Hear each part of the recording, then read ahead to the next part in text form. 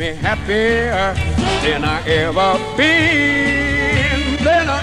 been before. Following a film about Radio North Sea International, DJ Alan West talked to the audience about his experiences on the station. Although Radio North Sea International has apparently little to do with our celebration here today, it seems fitting that an hour or two have been given over to reflect on the activities of a radio station which it's the pirates of the mid-60s. It was Edwin Bollier's dream of running a station like Radio Caroline, and not his quest for power or shady dealings in the world of international politics and dirty dealings, that founded Radio North Sea International. A transient, maybe, but a very, very popular pop music radio station. And it wasn't for political or financial reasons that he named his daughter Caroline and his son Roger. For those involved, Radio North Sea was very exciting. But I should explain to you that it wasn't all drama and jet-set living. Most of the time there was nothing but the day-to-day routine of eating, sleeping, picking your toenails or whatever, and hanging about waiting to go on the air, all generally contributing to a great deal of boredom. Sometimes I could have walked right up the wall and across the ceiling just for the experience. From one day to the next, it was rare to see anything on the horizon other than the sea. Visitors were not a common factor of everyday life on a radio ship. Consider that a DJ would spend nearly 400 hours, and often much longer at sea, with little to do except daydream about how famous he must be. The highlights of any day were the practical joke, which often took on pretty horrific proportions, and going on the air for 2 or 3 hours. There was no telephone for your listeners to call you on, as there are these days. You had to imagine that they were there, and often that wasn't easy. You got stale. Some of you may remember how, after a week or so, we would start to say the same things over and over. That was simply because we had exhausted our supply of new things to talk about. Off the air, the atmosphere wasn't all that good all the time either, and sometimes we came dangerously close to homicide. But generally, we all got on well, even if we didn't like each other a great deal. Mainly, it was because we had no choice but to make a success of living at very close quarters with a group of blokes who'd forget to do things like wash their socks, or worse. The stories I could tell you about the state their cabins got into and what they did in there would make your hair fall out. However, I'll keep them to myself. I wasn't much of an angel myself. Voila. As I understand the story of the early days, Erwin Meister and Edwin Bollier had been asked to fit out the old Radio London wreck, MV Galaxy, which had been rotting in Hamburg for a number of years, and during which time its former chief engineer had allegedly stripped out all the brass and lead piping and flogged it. The idea was to prepare the ship for use as a radio station serving northern Germany from the area of Kiel Bay. Things went well until the German authorities made the going rather difficult by enforcing their ratification of the Strasbourg Pact on offshore radio. So, Meister and Bollier trundled back to Zurich with a new dream of owning their own pirate radio ship. Eventually, they settled on the concept of Radio North Sea International, broadcasting in 3 or 4 languages, including English, from a ship lying off the coast of Holland. That country was chosen as the most convenient location, as it had, to date, no Marine Offences Act, and little chance of one as long as Radio Veronica held the sway of public opinion. Holland, being a pretty egalitarian nation, they figured the Dutch government would be hard-pressed to do anything about the situation. In the long run, of course, they didn't figure on the abrasiveness of governmental bureaucracy, not to mention their own impact on the country's political wranglings. But at that time, it was all a long way in the future, which looked good. The Mebo 1 was purchased in Norway and taken to Holland for refitting. Not much was actually done, as they discovered rather too late that the hole in the deck was somewhat smaller than the transmitter. It's true. Also, they had been advised, rather belatedly, that the ship was unsuitable for staying upright on the North Sea whilst clinging to a 150-foot mast. So, without further ado, and very little counting of the cost, they rushed off and bought another ship. This was the Silvretta, which, as you know, became the Mebo 2.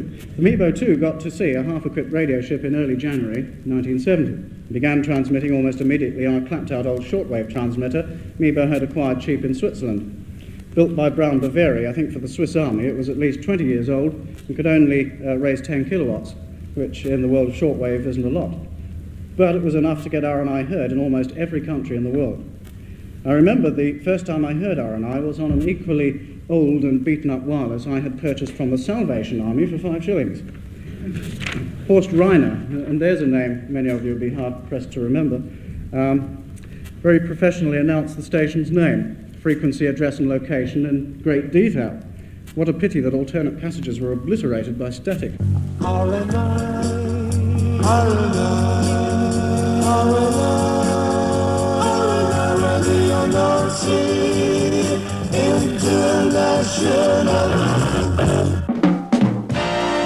The chairman of the board of the Happiness Corporation. Charge!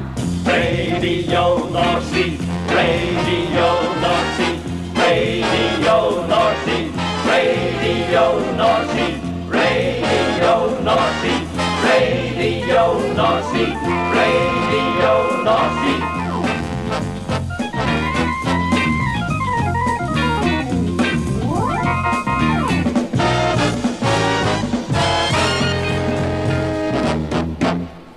A few weeks later came Roger Day and the medium wave service on 186 metres, competing with Coast Guard stations all over the world. I could never make up my mind whether Roger sounded as though he was in heaven or hell out there. He didn't sound very happy about Johnny Scott evacuating his stomach all over the studio, especially with the microphone open. I came in the next wave with Carl Mitchell, Andy Archer and Hannibal, I think, whose real name was an incredible Pascal Posey. I hope he's not here today. I had applied to join R&I in November of 1969 after seeing an ad in a pop rag for disc jockeys required for a new commercial radio station. I really couldn't bring myself to believe that this was for real, but a friend of mine persuaded me to write by arguing that I couldn't lose anything by doing so. As things turned out, it cost me a few years of my life. I sent some tapes which got me the job because Eva Feaster, Bollier's secretary, liked my voice, and Bollier thought I was very good at reading the news. Suddenly, without much experience of doing so, I had a job as head of news and current affairs. Little did I realise that it was Radio North Sea itself that was to make much of the news I was to report in the months to come. I don't think anyone would argue with the statement that 1970 was a terrible year for R&I. To start with, they had me. Added to that, everything that did go wrong, and with alarming rapidity. For changing reasons, we changed frequency about once every 6 weeks or so. We discovered, after we'd been on the air for about 4 or 5 months, that the compressor, excuse me while I look at this because I've got to read it very closely, a device intended to keep high-volume signals below a level of noise which puts the transmitter off the air, had been wired up back to front. Because the engineer concerned had done the job using a mirror.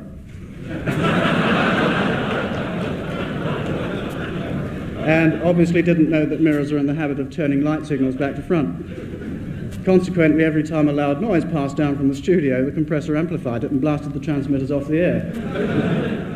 All the transmitters developed illnesses which kept us off air, often for long periods. Only the little 1 kilowatt VHF transmitter kept going through virtually everything. On numerous occasions, we did our thing for the fishes, in the knowledge that no one outside of the Mebo 2 could hear a word. Excuse me for butting in, but how about this for a bit of original thinking? The only DJ in the world who plays records while leaping about the studio on pogo stick. Hey, you know, this might catch on. Thanks to Mark Wesley. We had a procession of nutty program directors, each with his own crazy ideas on how the station should sound, should be formatted and run. We had top 40s, nifty 50s and dirty 30s. We even went through a period of playing the same 35 records in exactly the same sequence every 3 hours, so that every program sounded identical. Larry Tremaine was the worst. He was an absolute lunatic. Life at anchor off the English coast was far worse than anywhere else. On one side, there was Essex sticking its fingers in the air at you. You couldn't get there, only look at it. On the other side was the open sea, and freedom was a very long way across it. Boredom was absolutely rampant. Endless hours were spent at Monopoly, or fishing, which was particularly unrewarding unless your interest in life was jellyfish, and illegal anyway. Over all this hung the perpetual cloud of doom. Would the station ever get a good commercial start? Die a premature death. As you might imagine, we were frustrated and tired of never knowing what the next day held for us, not to mention unhappy. We were being jammed, changing frequency far too often, and were worrying ourselves into a state of nervous ill health about what Larry Tremaine or whoever was getting up to on land behind our backs. The worst of it was the election. Message for Harold.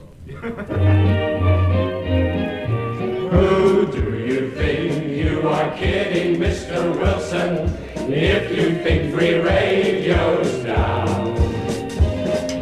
We are the boys who will stop your little game. We are the boys who will make you think again.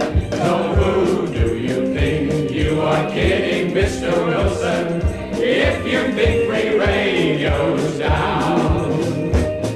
Mr. Stonehouse starts to jam at 5:21. Then he goes home at 2 a.m. His dirty work is done. So watch out, Mr. Wilson, you have met your match in us. If you think you can crush us, we're afraid you've missed the bus. So who do you think you are kidding, Mr. Wilson, if you think the radio's down? I was going to get you to sing along with that, but my nerves failed me at the last moment. And apologies to Ronan. Having to play amateur politics had never appealed to me, and to have to do this and conveniently forget that I was supposed to be a, quote, professional, unquote, broadcaster, was a very bitter pill to swallow. I think everyone else felt much the same. However, we overcame this and got stuck in with relish. We did it mainly because we had been led by the Caroline people to believe that our jobs were at stake. Of course they weren't. The fact that the election went somewhat only just enough in the direction we had wanted made absolutely no difference to the station's future. The entire Daft episode had been a complete and utter waste of time. The jamming didn't stop. We had to move back to Holland before it was halted. To be honest, I was relieved when we did that. Sailing back to the Dutch coast was no defeat. It was victory against the poor sense of judgment that had taken us to the English coast in the first place. No sooner had we arrived back off Noordwijk than R&I's sound began to improve remarkably. The cloud of doom had gone and all the DJs felt alive and fresh. New ideas found their way onto the air. Holland was becoming our goal once again, and the future, for the first time, looked promising. Even Larry Tremaine became more tolerable for a while. Creatively, R&I was on the road to its peak. Despite attempts at piracy on the high seas by certain Kees Manders representing a certain Amsterdam organisation called the Mafia, which will remain nameless, we never lost our cool. We kept on belting out the best music we could play under the slippery conditions set down by our daft programme director and tried to give our listeners what we thought they wanted. The afternoon of the piracy attempt was really quite funny looking back on it. Our idyll at sea was completely shattered for a few nail-biting hours when Manders and his thugs zoomed out of the mist threatening to cut our anchor chain, or worse, board the ship, and probably both. We were ready for bloodshed, with meat cleavers, makeshift clubs and Molotov cocktails. I remember Spangles Muldoon frantically chasing around the ship looking for empty bottles. Thank God we never had the cause to use them, but we all drank an awful lot of Coca-Cola that day. We overcame that little problem, but just a matter of a few weeks later came the biggest shock of the lot. On the ship-to-shore radio we heard, late one night, that we were to close down the next morning. We didn't even have time to prepare. Everyone got very drunk. When the last hour came around, I still couldn't believe it was happening. Andy Archer and I went into the studio to do the last hour, tired, ill-prepared, and still not really knowing exactly what we were going to do.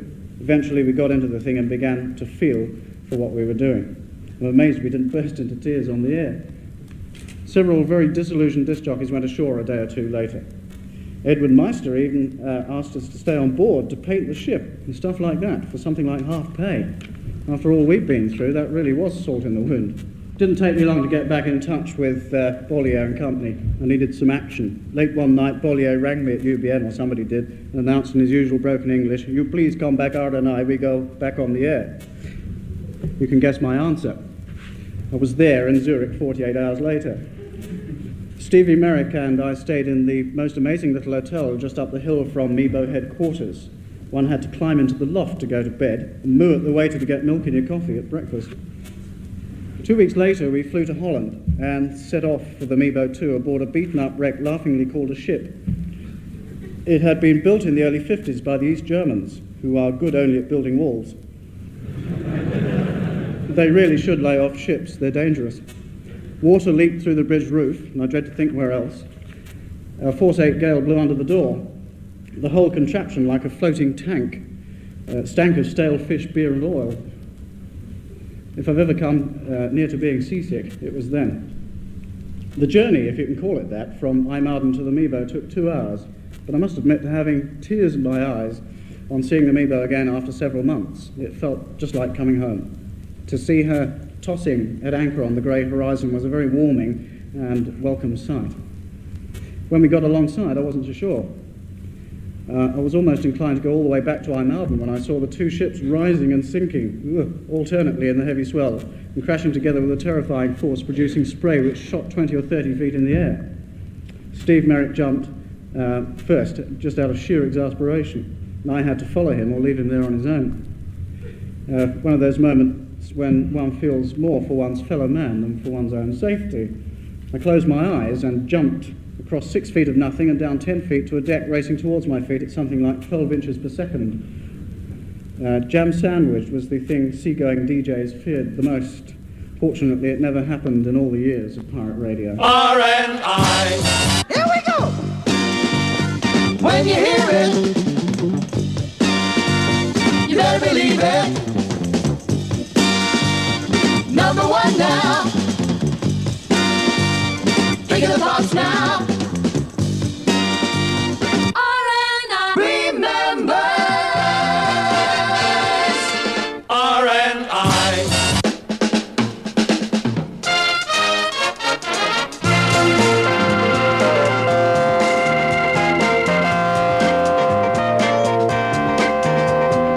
Steve and I spent almost 2 weeks on that ship with only the crew. Nice. We walked into the studio on the first evening and were greeted with what looked more like a rubbish tip. Our first job was obviously to clean it up. That took 2 gruesome days.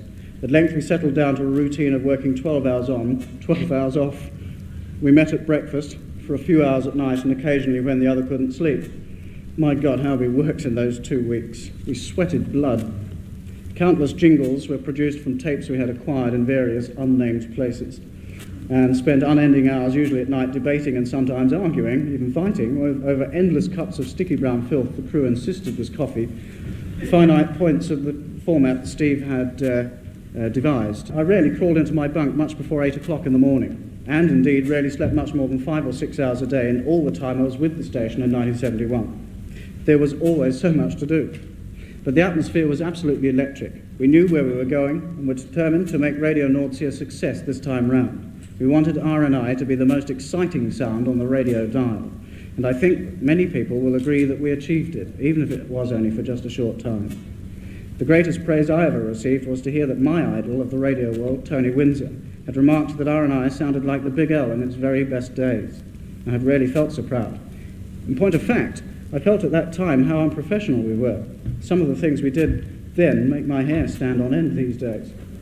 I had wanted to start cleaning up the station's on-air image, but my career at Radio Nordsee got cut very short by one John de Mol not very long afterwards.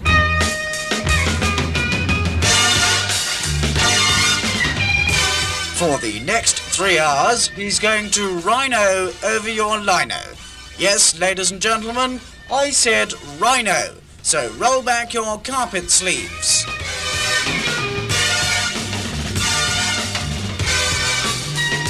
Good evening, ladies and gentlemen, boys and girls.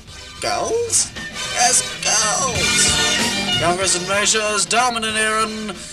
Unfortunately, for the next 3 hours, Radio Nordsee International is forced to bring you the Alan West programme. And now, ladies and gentlemen, welcome to Queen Victoria's water closet.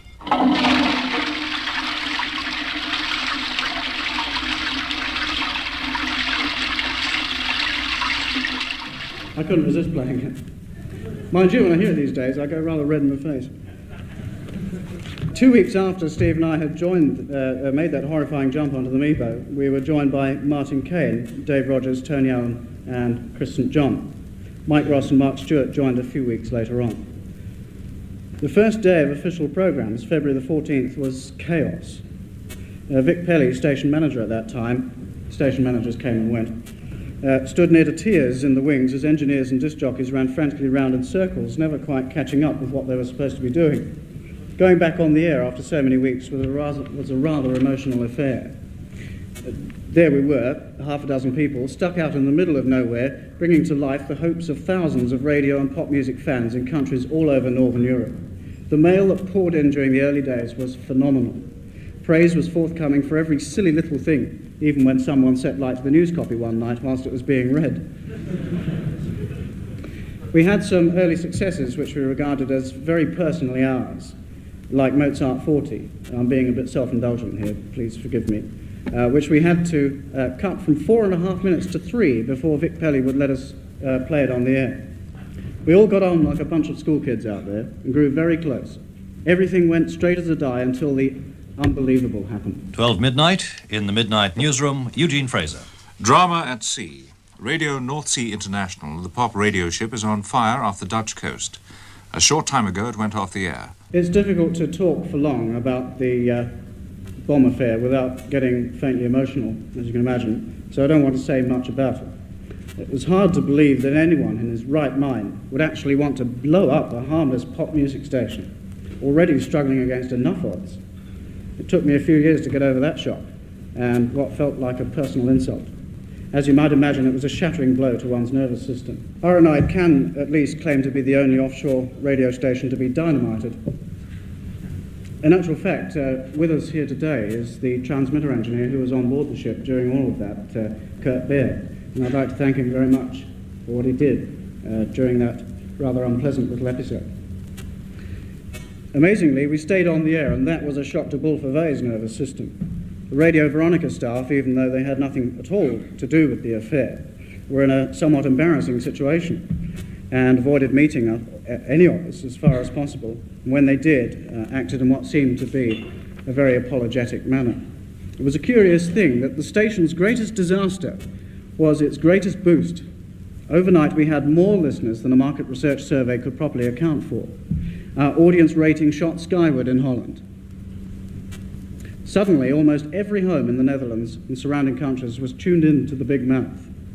I found myself being voted #1 foreign disc jockey in Holland's Pop Photo magazine, and #6 in Britain by Record Mirror's readers. I even beat Noel Edmonds, much to my surprise even now, and that must have taken some doing. We had never been so elated. We were working for a very successful radio station. RMI and Alan West. Number one. We all love Alan West. We all love Alan West. Yes, every night between 6 and 8 on RNI, we all love Alan West, apparently. You know that we love Alan West. You know that we love Alan West. A nutcase. but a nice one. That was the trouble. I was talking just a moment ago about the success of the station. We were getting rather too popular, in many instances more popular than the Dutch DJs themselves. Bazart didn't like that much. It had to stop. De Mol blamed it mainly on Steve and myself. We stood out on a limb on most things and were making ourselves rather too easy to shoot down. De Mol was just waiting for the right moment to pull the trigger. The way it happened, John de Mol fired me in the afternoon for not turning up in time to go out on the road with some stupid mobile discotheque. Bollier fired Steve Merrick the same evening for quite unintelligible reasons. Bollier came in the front door, Merrick came in via the back door, just that moment returned from holiday in England. They came face to face outside the kitchen or somewhere, and Bollier screamed, "You're fired!" And turning aside to my wife, call Andy Archer. My wife didn't even know who Andy Archer was, let alone how to call him. That was the end of it, and we both got exceedingly drunk. Bollier did offer me my job back, but with de Mol hiding in all the cupboards, I could see much the same situation developing again, and so I refused. We've all gone our separate ways in the years that have passed, and I find that my memories of many things are very clear. Like the morning Andy Archer and I schemed to chuck a bucket of ice-cold water over a slumbering Dave Gregory. Like the night I got so drunk I didn't know what the hell I was doing, and woke up the next morning at the foot of the mast, apparently having tried to climb it in a thunderstorm. Like Larry Tremaine being towed underwater by an East German freighter, another East German ship, and coming aboard looking like a Drowned rat. At least I'm sure that's what Andy screamed when he came up over the side. I remember very clearly the meals that Mike Ross used to cook at night. And oh God, how I've tried to forget them. Radio Nordsee counts highly among the happiest days of my life, and by far the most exciting. I learned most of what I know about life and the living from my stormy career at RNI, and I'm grateful to Owen Meister and Edwin Bollier for making it possible. Despite their mistakes, and despite the tarnished image some have tried too hard to give them, they are two great people, kind and generous to a fault. I find it hard to accept any criticism of them or of Radio Nordsee International. What good are friends if you never call on them? Your best friend station. Radio Caroline was the only station to continue broadcasting after August 14th, 1967, when the pirates were outlawed by the British government. One of the disc jockeys who risked prosecution by staying with the station was Robbie Dale. We present Robbie Dale. He's here, he's there, he's everywhere. The thing really isn't over, but the battle side of it, I think, is gone. The stations that are still transmitting are still catering and servicing people who want something outside of what various governments in Europe are prepared to offer their listeners. A lot was said today about these various stations, but very little was said about Mi Amigo. Now, Mi Amigo, in fact, is 600 and something tons of concrete and steel and towers and what have you. But on Mi Amigo, there still lives this sound of Caroline, and the boys from that operation I don't think have been able to get here, but I'd like to call again for another little round of applause for those guys to sort of show that we still listen. Will you do that?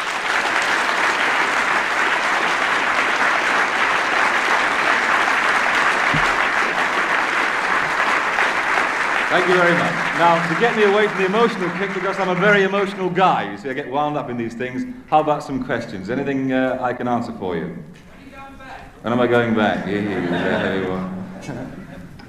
I went to see a guy down at Capital Radio one day. That's exactly what he said. I think I did my stint.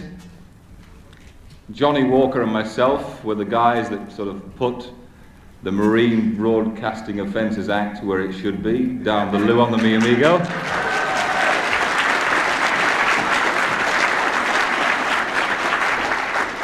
And it was strictly the bread that brought it to an end, you know, the advertisers and the people who put up the revenue in the initial stages and kept the thing going. Well, they had to back off because they had businesses to run. But having done my stint out there at sea, and from there I went on to sort of land-based broadcasting, I don't see myself going back to a pirate venture as such, mainly because I've somewhat conformed to society in so much as I've got myself a wife and family. Any more questions?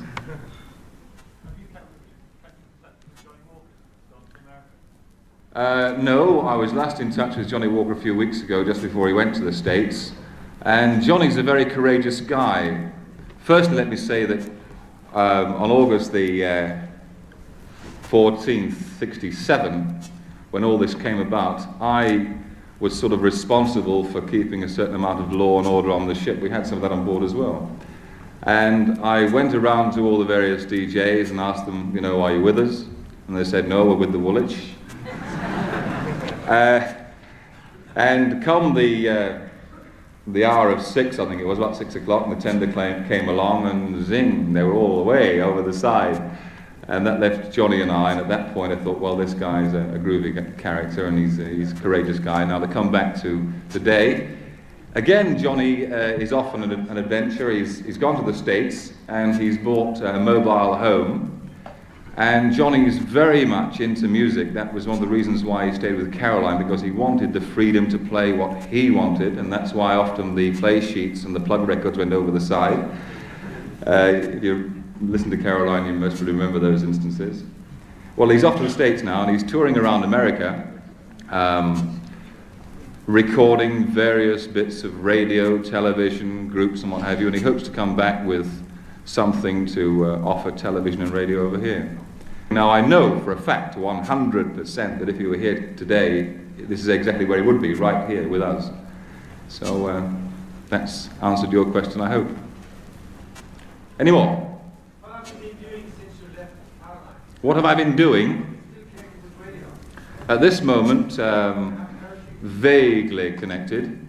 When I left Caroline, or when Caroline left me, actually, let's put it that way. I joined Veronica, that's the Dutch pirate, of course, and they made a home for me for about a year. And then I came back here. I came back here, actually, to have a look at the commercial radio scene, see whether they had a spot for me somewhere. It didn't quite work out, so I went into business, and I am now in the contract cleaning industry. So if you want your place cleaning up, the telephone number is, and that's why, all right?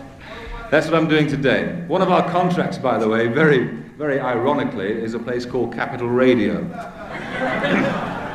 And funny story for you, I went in there last November, we picked up that contract, and I went in there about 5 in the morning, just to see that everything was sort of going along nicely, and Graham Dean came wandering down the corridor and was horrified to find me there at that time of the morning.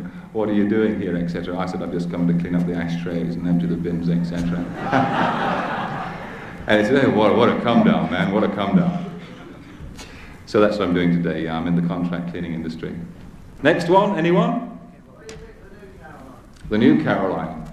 I think it's a very courageous thing, because those guys out there today, they haven't had the same sort of, I mean, if anyone should be out there today, it should be me. And I know it, because Caroline gave me the break way back there. Literally, I walked in off the street, having done a bit of gigs in discotheques and what have you, and said I fooled Ronan O'Reilly that I was a disc jockey. You know, he believed me until he heard me. And these young guys that are out there today, they're putting something together for you that you cannot get anywhere else in the world, virtually. They haven't got the strength and the conviction that I experienced in '67, but yet they've heard this legend, or they've grown up with this legend, and they're determined to make something out of it, because those guys out there are not earning money. They're not doing it for gold. They're doing it for love of radio and for communication. Now, taking that into consideration, and the tremendous difficulties they're working under, shortages of water, food, oil, records, harassment by various authorities here and there, I think it's a tremendous thing. What's happening, pussycat? We present The Admiral Ravido. He's here, he's there, he's everywhere. That's good. Right, thank you very much. Sounds fine, it's Caroline. In the evening, while the 700 radio fans that were at Flashback 67 were being entertained by Screaming Lord Sutch and the Savages, former Caroline man Robbie Dale spoke to some of the many offshore radio personalities that had attended a reunion dinner earlier in the evening. He spoke first to Simon D. Hi Simon, what are you doing here? I'm sharing this amazing evening with all the people that got it together, of course. What do you think about this, being able to broadcast live from the Centre Hotel Golly, in London? gosh, I'm impressed with that. I mean, that's exciting, folks. Hasn't technology come along? Oh, listen, it has moved so fast, and you think that we can speak now and be heard now. How would you like to drop a few names of people sitting around the table? Well, yes, I'd like to drop them quite considerably, actually. Who's the guy with the grey hair? I don't know, who is he? Looks like a worried guy anyway, get all that grey hair by now.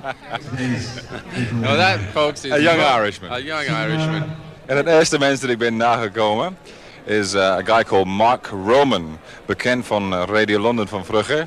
Hiya, Mark. Hello. Nice to see you, Robert. What are you doing here at Flashback 67? I'm looking for somewhere to sit so I can eat right now. Haven't you had your dinner yet? No, we got late. Just a little late. What do you think of the whole thing? I think it's a damn good idea.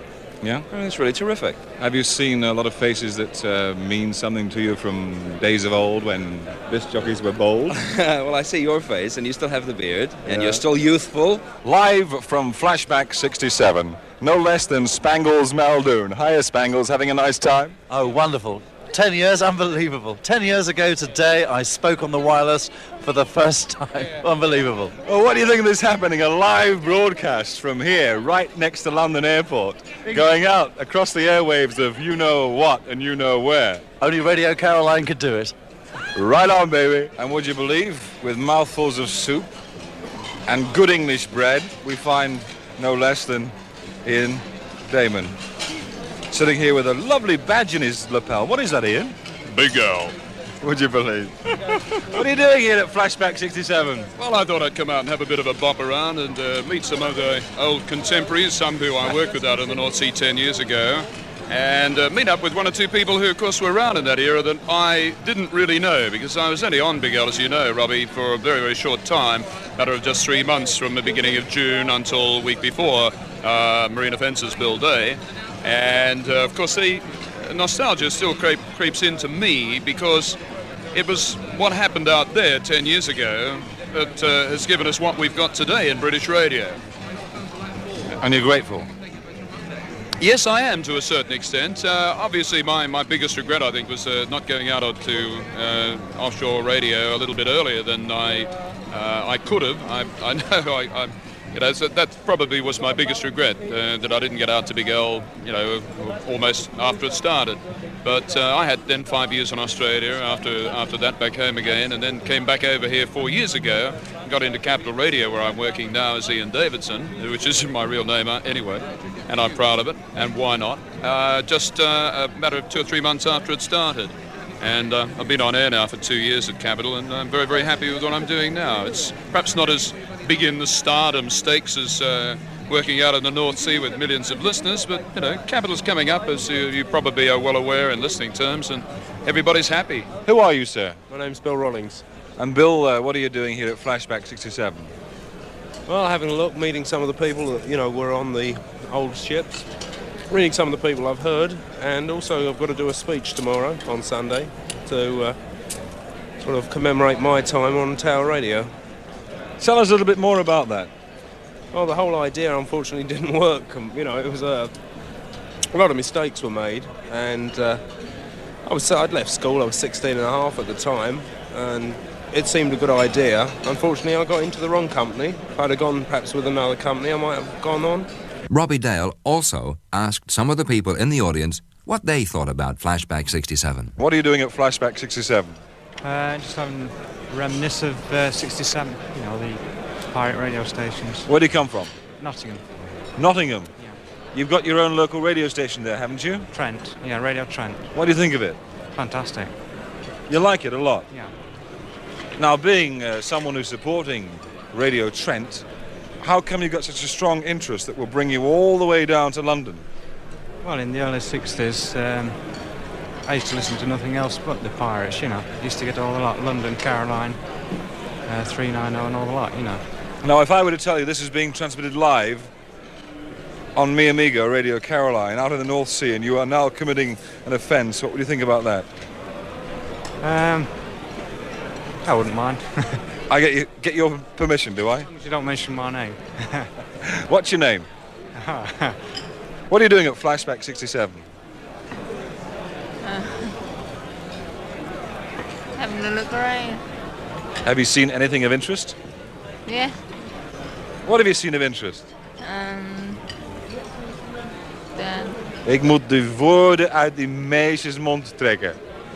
The stations and things like that.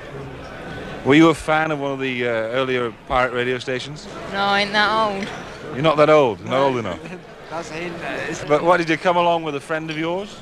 Yeah, him. And who's him? That's me, Buck. That's Buck? Me. Yeah, that's me. And where are you from, Buck? Little port near Cambridge. Now, since I mentioned that this was going out live on a particular pirate radio station in the North Sea, everyone's sort of clammed up and they're not telling me the names anymore. Oh, I don't mind. I don't mind. I've had enough of that anyway, so I don't care. What's your name then? Buckingham. That's in the palace. Buckingham. Thank you very much. You just told me you listened to Mi Amigo. Yes. How do you I don't speak Dutch though? But how do you find it? Well, it's all right. It's not as good now as when it was on 259 on the old transmitter, but now Caroline's stronger now than Mi Amigo. Well, where do you come from? Hereford also. The Midlands. Midlands? Yeah. And what's your name? Philip. Do you mind your name being used on a pirate radio station? No, not at all. Mi Amigo Radio.